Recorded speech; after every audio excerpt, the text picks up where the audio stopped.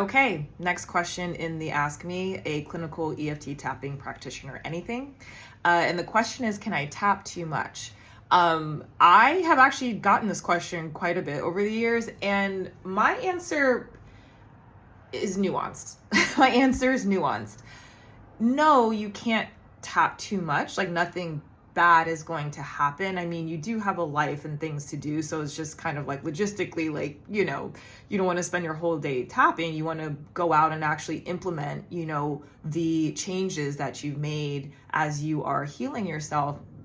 But I will say, when you are working with a traumatic memory that might be too big, that might be too much for your nervous system, more tapping is not actually always the best thing, or you have to change the method, right? I think a lot of people I work with actually, usually, they're very adamant and they're very committed to their healing. So they see the problem, they remember the memory, they're like, let's go heal this.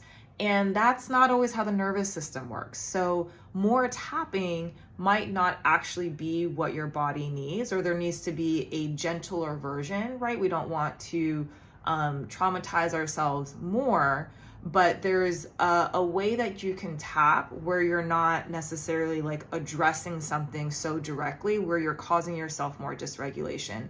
So it's not necessarily like you are tapping too much, you just want to tap differently. So I'd say that those are my two different answers for am I tapping too much? So I pressed stop record, but I actually have one more thing to say.